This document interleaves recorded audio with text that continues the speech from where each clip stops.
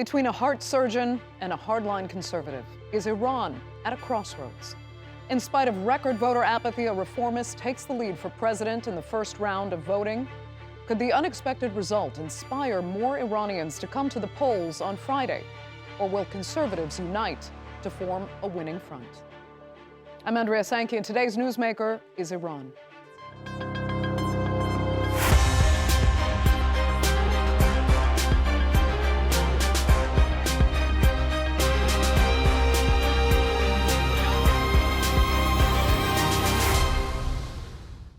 Well, many say the main takeaway from the first round of Iran's presidential election on Sunday is the lowest voter turnout since the Iranian Revolution. That's after the supreme leader himself said that high turnout was absolutely necessary if Iran wants to retain its honor and dignity in the world. So with just 40% coming to the polls, has Iran retained its honor? And will a runoff between reformist Masoud Pezeshkian and conservative Saeed Jalili drive higher voter turnout and change the way forward for the country? Here's a look. Iran's presidential election is heading to a runoff. Reformist Masoud Pezeshkian and hardliner Saeed Jalili will be on the ballot on Friday to replace the late Ebrahim Raisi.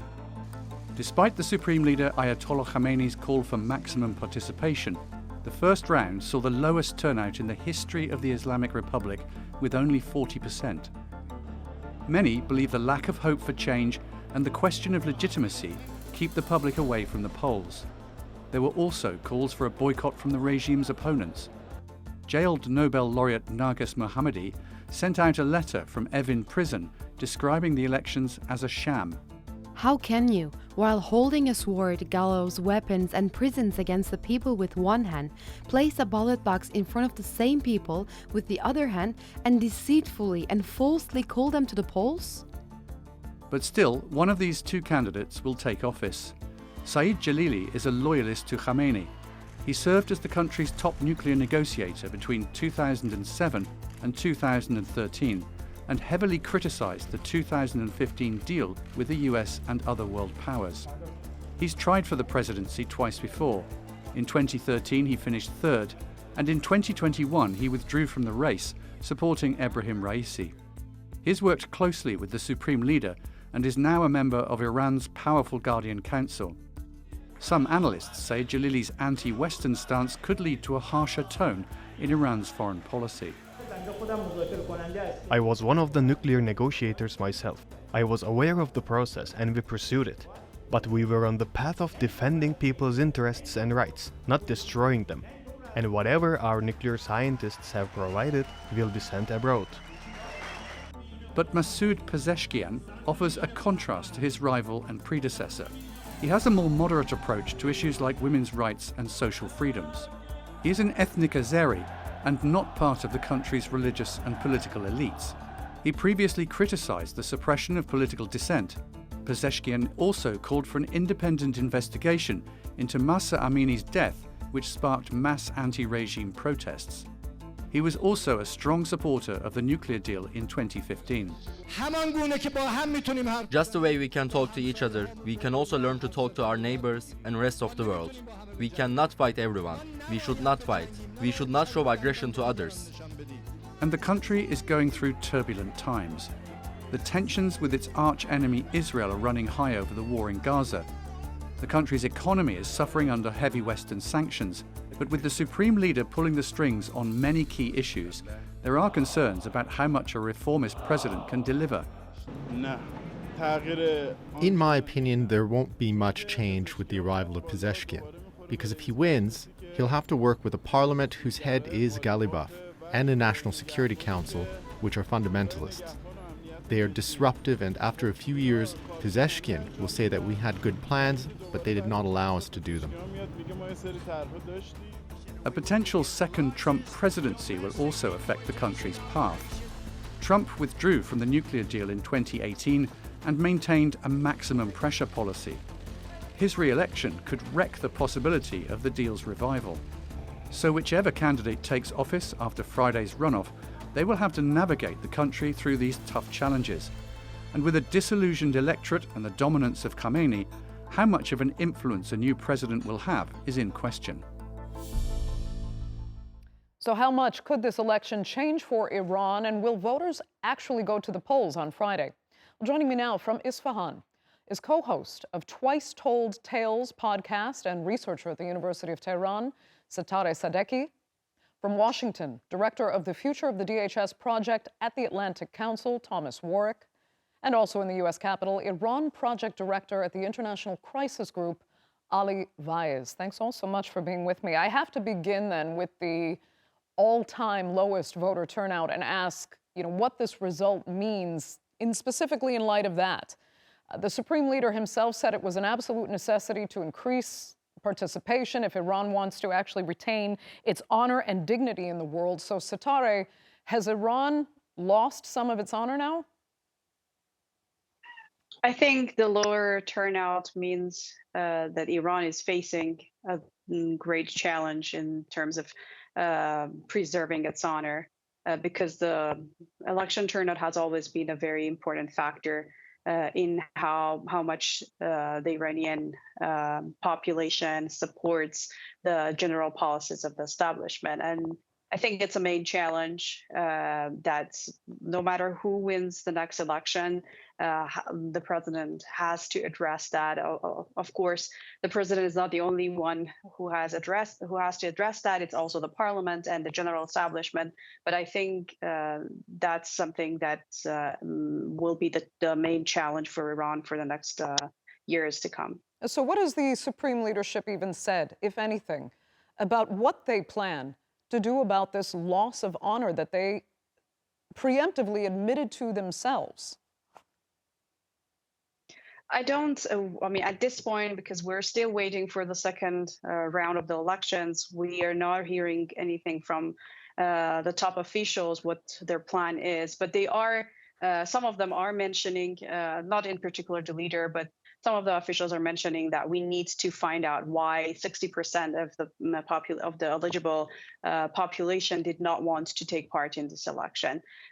So I think I doubt we're going to see a major change in the rhetoric of the Iranian leaders because this is something that they are not going to openly discuss. But I'm sure this is a main challenge that they feel they're facing and they have to address. Right. So Ali, why do you think there was record low voter turnout? And could it change potentially dramatically on Friday now that a reformist has actually taken the lead here? Well, this is not a one-off. This was the fourth election in a row that witnessed historic low turnouts. And the reason is multifold. It goes back to the fact that the unelected parts of the Iranian regime over the years has continuously stymied the ability of the elected institutions to bring about meaningful reforms. This is because corruption is so widespread and endemic in Iran that is obvious to the naked eye. This is because of brutal repression of protest over the past few years.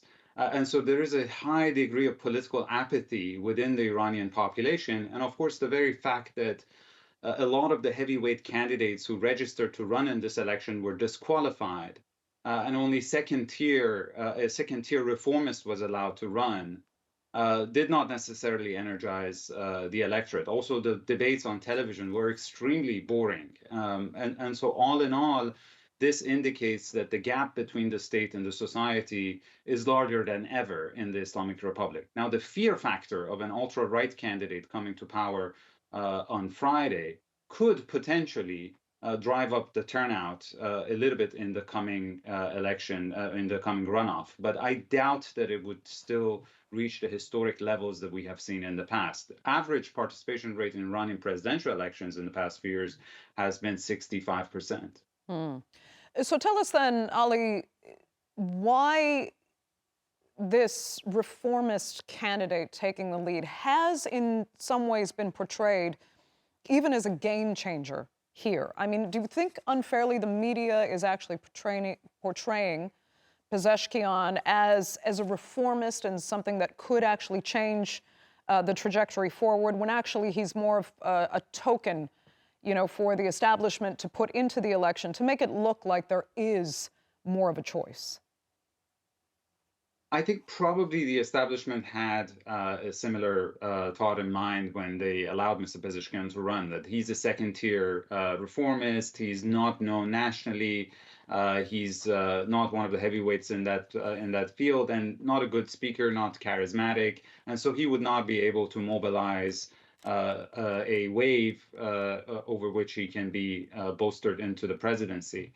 But I think what the regime probably miscalculated was that a lot of the senior reformists and moderates in the system would rally behind Mr. Pezeshkian and will ask the electorate to judge him not by his own character, but by people who are around him. And some of those people are the most competent diplomats or managers in the Islamic Republic in relative terms. And so that has helped him to end up first, despite the fact that reformists usually needed a very high turnout in order to be in any competitive position in any election. But again, this might still prove insufficient to push him over the finish line. Okay, let me turn to Tom and you talk about really what, if any, role the U.S. actually did play in this election. I shouldn't say if any. It was pretty clear that there was a role because America is still by many Iranians seen as kind of the great Satan, and that whatever happens in the U.S. will actually formulate foreign policy dramatically for Iran going forward. So what did you make of... Yeah, go ahead.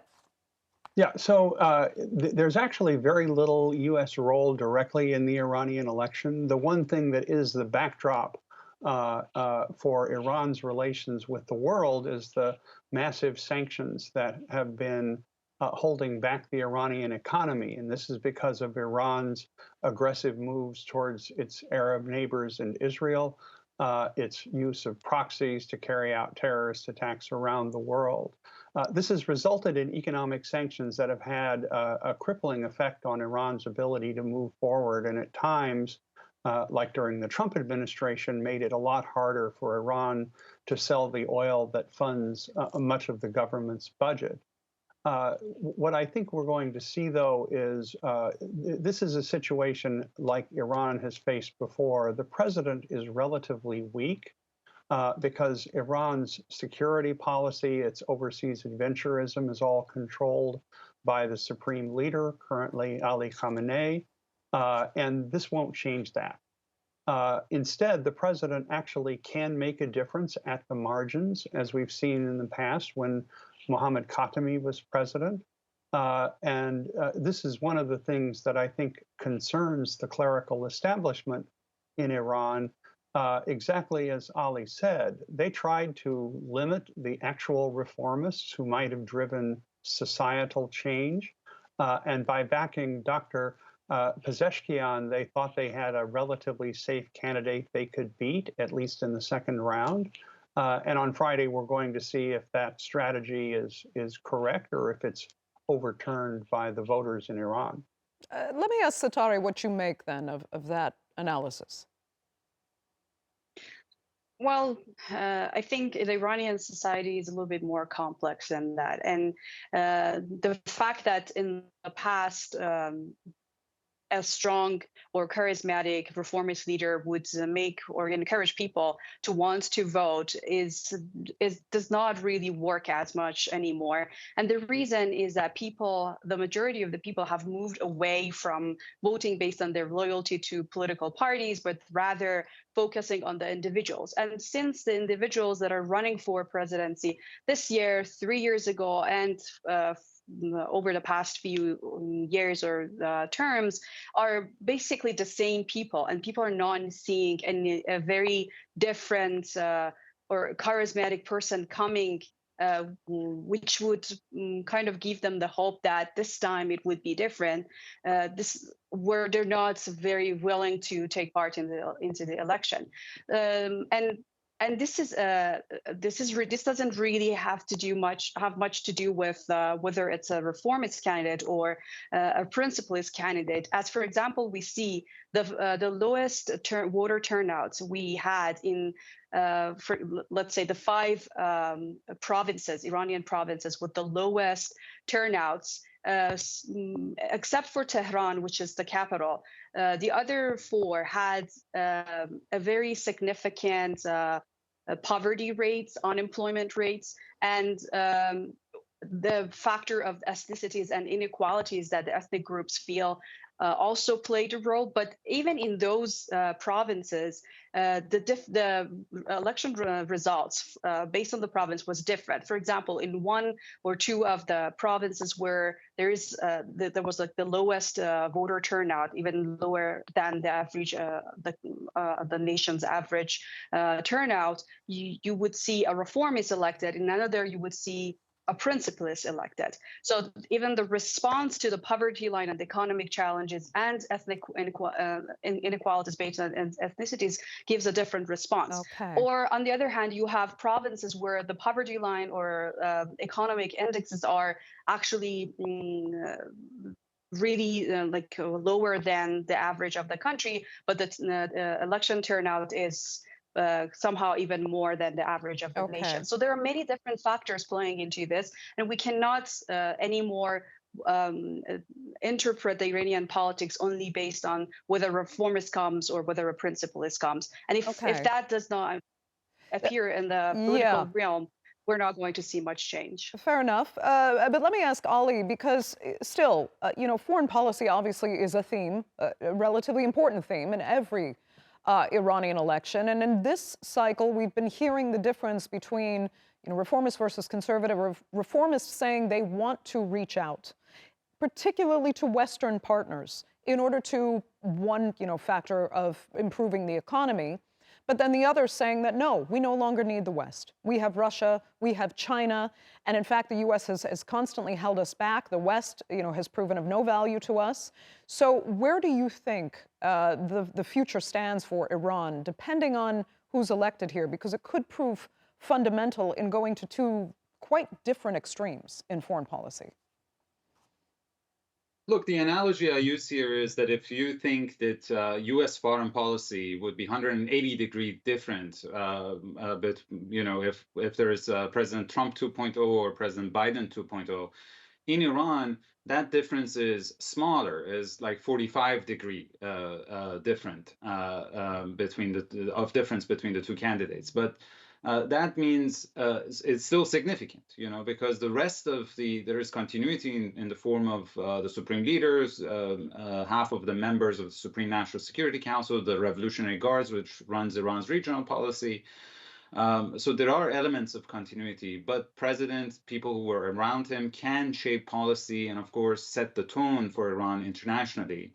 And Mr. Pezeshkian and Mr. Jalili could not be more different in that sense. Mr. Jalili has a very ideological perspective on international relations, is a real hardliner who does not believe in the value of diplomatic compromise in general. When he was National Security Advisor during the Ahmadinejad presidency, he oversaw Iran becoming an international pariah under the UN Charter's Chapter 7 and being isolated. Mr. Pezeshkian is surrounded by the creme de la creme of Iranian diplomats. Former Foreign Minister Zarif is his chief foreign policy advisor, along with some other very competent diplomats. And they can obviously manage these relations with the outside world in a way that would be fundamentally different. Now, that doesn't mean that some of the key elements of Iran's policy will change, its relations with Russia and China, its focus on its ballistic missile program and proliferation of drones, etc., or even the nuclear policy would still be very difficult to deal with. But again, fundamentally different than Jalili. Yeah, I want to talk further about that, though. But first, quickly, Ali, do you believe, the votes of Mohammed Bagher, Ghalibaf, I want to pronounce his name properly, if that is the correct, Ghalibaf, yes. Yeah, will actually go to Saeed Jalil? Or do you think that vote could easily be split? So look, if you think of Iran's political spectrum as Dr. Pezeshkian being on center-left, Mr. Ghalibaf was on center-right. So I imagine some of his votes will go to Pezeshkian, and some polls in Iran, which are not 100% reliable, but suggest around 20% of his votes will go to Mr. Pezeshkian, and the rest might go to fellow conservative, given the fact that Ghalibaf has endorsed Jalili to Mr. Jalili. Okay. Let me ask Tom, though, back, to the nuclear issue, which globally, resonates with too many countries, involved in the interest of where Iran's nuclear program is going. I mean, is there a chance that the nuclear deal would ever be put back on the table with either of these candidates? Or has it gone too far past, especially if another Trump presidency is in the cards? Well, it's very clear that the actual nuclear strategy Iran is pursuing will be under the control of the supreme leader, not under the president. The president may command aspects of the diplomatic establishment in Iran, but not the security policy that's actually set by the supreme leader. We're actually at a much more perilous moment right now than many people realize. Iran, after having been badly burned in its mind by the maximum pressure sanctions of the Trump administration, refused to take up President Biden's offer for renewing the nuclear deal when he came into office in 2021. And so since then, Iran has taken a number of steps, including cutting off or limiting cooperation with the International Atomic Energy Agency. And it could be weeks or months away from developing a nuclear weapon if the supreme leader gave the order to go all the way across the nuclear threshold and actually carry out a nuclear test. Given that President Biden has said this is a red line, but it's not clear what he would do if Iran moved close to that, given the position of the Prime Minister of Israel, that Israel will somehow take security measures. I mean, we saw the confrontation when the world held its breath as between the Iranian massive missile and rocket attack against Israel and then Israel's strike at a location very near to Iran's nuclear facilities. It is possible to see this after the Iranian election spiraling into an even more dangerous confrontation between Iran and the rest of the world. So this actually is a very serious moment because of these nuclear ambitions Iran has. Okay, so Setareh, from inside Iran, do you get any more clarity on what Iranians actually want as far as their nuclear program is concerned, and of course in relation to the escalation that we've seen over the past year with Israel? Well, I think what is very important right now in terms of Iran or US's relations with the rest of the world is the genocide that is going on in Gaza, and where people and where nations and politicians and political systems stand now will be judged by history. And for that, Iran has been standing with the people of Palestine, and that has always been an integral part of Iran's foreign policy, no matter who becomes the president. And that is something that all politicians agree on, even though the representation of that and other parts of the foreign policy may vary depending on who wins office. And it's ironic how we're talking about how if a principalist comes, the foreign policy would be very different, or if a reformist comes, it's different in different aspects, but we're still saying that it's the supreme leader who is like shaping everything with regards to foreign policy, nuclear policy, while the history of Iran's foreign policy shows that it has been very different, even though there are core values that are, like many other countries, are the same. And you can kind of can see that with different countries, even though it's with different values that they pursue. For example, in the U.S., no matter if it's Biden or it's Trump, the U.S. will continue to spend its taxpayers' money on funding a genocide and funding a terrorist state in the Middle East, which has, I mean, it's before our eyes when we're watching that live. Okay. But in terms of what will happen to Iran's nuclear policy, I mean, Iran proved that during the FM Zarif's term, it proves that it was very willing to give concessions to stay committed to the deal, but it was the Trump administration that withdrew, and the European partners and even the U.S. did not do anything to revive that. Yeah, we've got 30 seconds left. Ali, I just want to give you quick, final words for what your feeling is going toward Friday's vote. Well, it all depends on the turnout. And if turnout is low, I think Mr. Jalili has a good chance of winning. And if he wins, I think Iran will be once again isolated and on a collision course with Israel and the United States. If turnout is higher, then Mr. Pezeshkian can come to office and not change things around fundamentally, but at least maybe prevent the worst. Okay. Ali Vaez, S Warrick, and Setareh Sadeqi, I'd like to thank all three of you so much for joining us on this edition of The Newsmakers, and I'm sure we'll be talking about this further in the weeks to come. Thanks to our viewers, of course, for being with us as well. Remember, you can follow us on X in the meantime, and be sure to subscribe to our YouTube channel. I'm Andrea Sankey. We'll see you next time.